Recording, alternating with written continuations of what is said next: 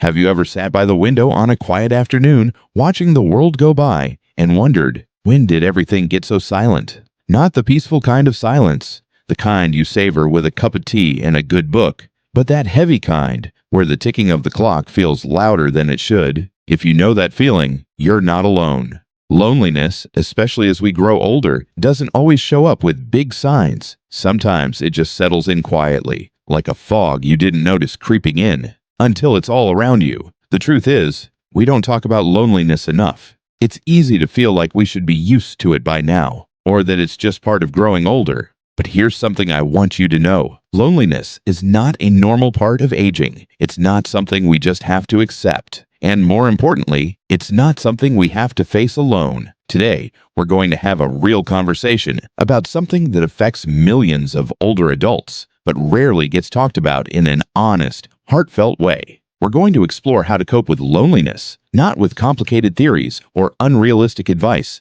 but with simple, warm solutions that can bring a little more joy and connection back into your life. Let's start with something that may surprise you. Sometimes the best way to feel less alone is to help someone else who might be feeling the same way. There's something magical that happens when we shift the spotlight off of our own pain and gently shine it on someone else. Whether it's making a phone call to an old friend, offering to read to children at a local library, or simply smiling at a stranger during your morning walk, small moments of connection can light up not just someone else's day, but yours too. It's not about being needed in a grand, dramatic way. It's about being seen, being part of something outside yourself. I remember a lovely woman named Sunita who used to feel lonely after losing her husband of 45 years. She spent her days mostly in silence, missing his chatter, his tea rituals, his humming while reading the paper. Then one day, she noticed a neighborhood boy sitting alone on a park bench, day after day. She walked over, said hello, and offered him a sweet from her bag. That tiny act turned into a daily meetup. A friendship bloomed. Eventually, she began volunteering at his school twice a week to help with story time. She told me, "I thought I was giving something to them, but it turns out they gave me my smile back." Sometimes, all it takes is one genuine interaction to shift your whole day. Another thing that can work wonders, and I mean absolute wonders, is getting back in touch with old passions. You see, loneliness doesn't always come from the absence of people. Sometimes it comes from the absence of purpose. That quiet emptiness that sneaks in when you stop doing the things that once made your heart light up. Do you remember the last time you lost track of time doing something you loved? Maybe it was painting, gardening, singing, writing letters, or fixing up that old radio you swore you'd finish someday. That spark,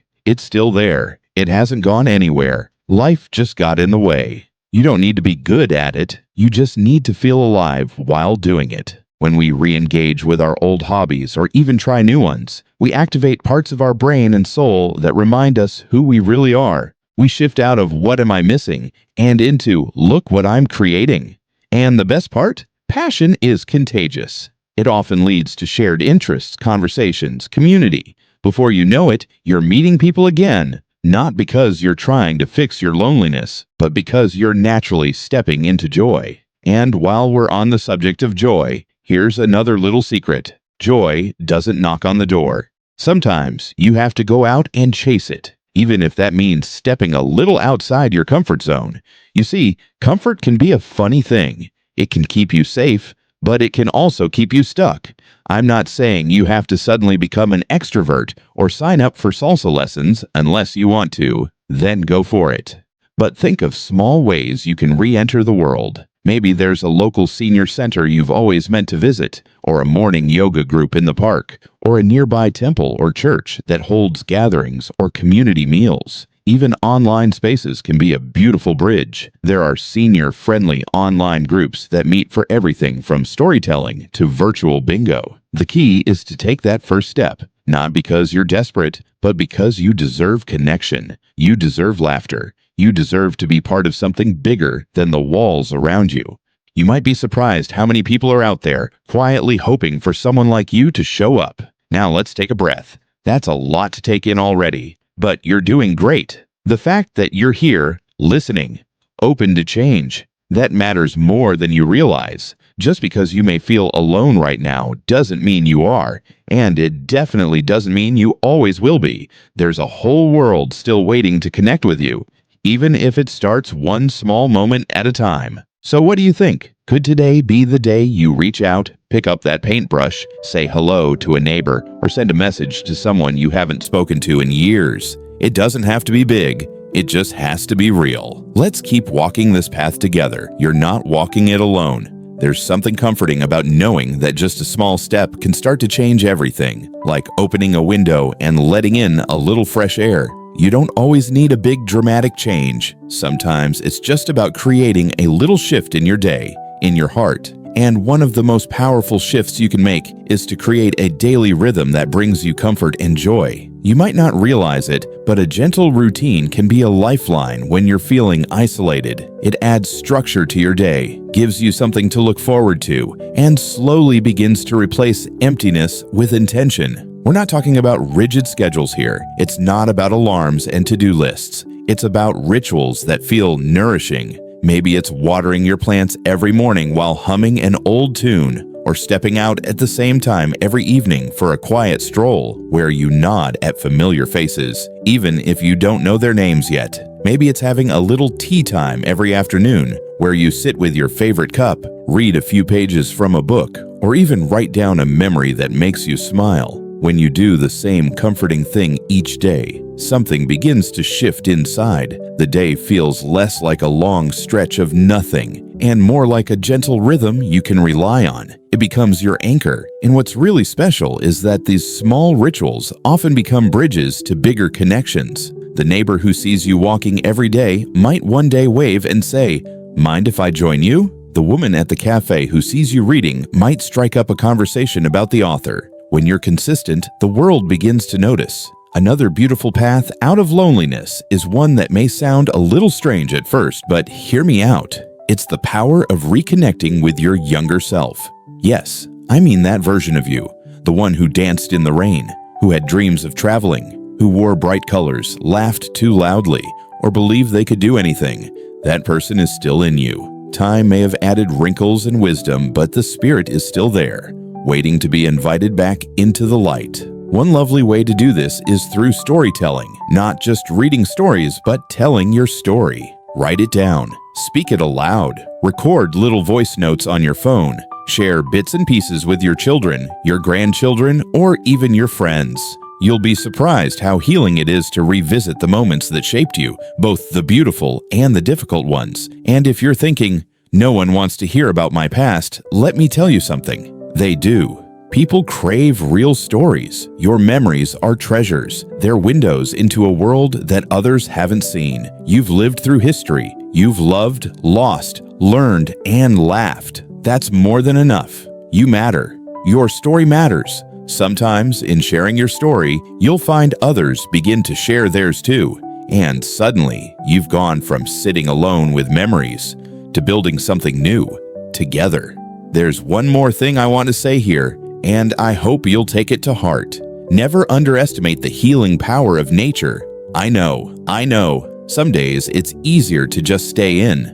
Maybe the knees are aching, maybe the weather isn't perfect, maybe you're just not in the mood. But if you can, even for a few minutes, step outside. Feel the sunlight on your face. Breathe in the morning air. Listen to the birds having their own noisy conversations in the trees. Nature doesn't ask you questions. It doesn't judge or expect. It just welcomes you. With every rustling leaf and every gentle breeze, it reminds you that life is still happening, and you're still part of it. You don't need to hike up a mountain, a walk around your garden, a visit to a local park, or sitting by your window with the curtains open can do wonders. And if you're lucky enough to have a little outdoor space of your own, plant something. A flower, a herb, even a tiny tomato plant. Watching something grow under your care is like watching a piece of yourself come back to life. I once spoke to a gentleman named Patrick who started a tiny balcony garden after his wife passed. At first, it was just a way to pass time, but over the months, those little green sprouts became his morning companions. He named them. He talked to them. And then neighbors started asking for gardening tips. People stopped by just to see how his jasmine bush was doing. His balcony became a small oasis, and so did his heart. because sometimes reconnecting with life starts with reconnecting with the earth. So if you've been feeling disconnected, just remember, you're not broken, and you're certainly not invisible.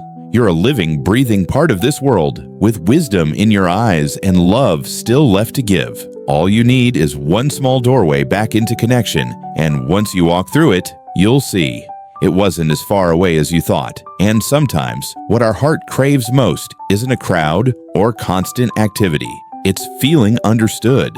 That deep, soul-level connection where you can just be yourself without putting on a brave face. And one of the most powerful ways to create that space is by sharing your story. You've lived decades of life. You've felt joy, loss, love, heartbreak, success, struggle. That's not just experience, it's wisdom. And there's someone out there who needs to hear it. Whether it's a young neighbor who's trying to figure out how to raise their first child, or someone your age who's quietly battling the same feeling of isolation, your voice, your truth, can change how they see the world. You don't need to be a therapist or a motivational speaker. You just need to be real. Sometimes just saying, "I've been there," can melt years of silence. Join a support group, volunteer at a local center, or even start a small story circle in your community or online. These moments of sharing aren't just healing for others. They're healing for you too. Because when you speak your story out loud, you realize you're not just a person who's lonely, you're a person who's been brave enough to keep going. Another beautiful thing, small rituals, daily habits that make life feel intentional. When loneliness creeps in, it can make everything feel blurry and slow. The days blend together, but if you wake up knowing that at 8 a.m., you're making your favorite tea, then at 9 you'll call your cousin, and at 5 you'll watch the sunset from your window or porch. That's structure, that's rhythm, that's your heartbeat guiding you through the day. It doesn't have to be complicated. Even tending to a little plant by the window, writing one sentence in a journal every night, or lighting a candle during dinner can bring grounding and peace. These tiny actions say, "My life matters. My time is meaningful. I deserve beauty, even in the smallest ways." And yes, while we're talking about small acts with big impact, don't underestimate the magic of movement. You don't need to power walk or lift weights unless you love that. Go for it. Even stretching your arms to the sky in the morning, dancing to your favorite old song in the living room, or taking slow walks down your street can shift your mood. Movement tells the body, "I'm alive. I still have energy. I still have purpose." Now, I want to gently talk about something many of us resist: asking for help. There's this stubborn little voice in our head that whispers, "Don't be a burden. Don't bother anyone." But that voice, it's lying to you. You're not a burden. You're a human being, and human beings were never meant to do this life alone. If you need company, say it. If you're feeling forgotten, speak up. Reach out to family, neighbors, or even professionals who are trained to support seniors emotionally. Vulnerability isn't weakness. It's a doorway to connection. And while we're at it, please remember this: being alone doesn't mean you are unloved, and feeling lonely doesn't mean you are broken. These are feelings, not definitions. Your worth isn't measured by how many people call you or how many plans are on your calendar. Your worth is infinite, whether you're surrounded by a crowd or sitting quietly with yourself. But the heart still aches sometimes. That's okay. Let it, feel it, then take a breath and do one small thing to bring warmth back in. Play that song from your youth. Bake that recipe your mother used to make. Sit in the sun and let it kiss your face for just a few minutes. These aren't fixes, they're comforts. And sometimes that's exactly what we need. You've already lived through so much. You've overcome, adapted, loved, lost, and still found the courage to keep waking up every morning. That in itself is extraordinary. That deserves celebration. So today, I invite you to see your loneliness not as a curse, but as a message, a quiet nudge from your soul that says, "I need connection, I need care, I need light." And the beautiful thing, that light is still within you, and it's still around you, sometimes in the most unexpected places. You are never truly alone. You are part of a vast circle of elders, wisdom keepers, and brave souls who are still here, still growing, still feeling.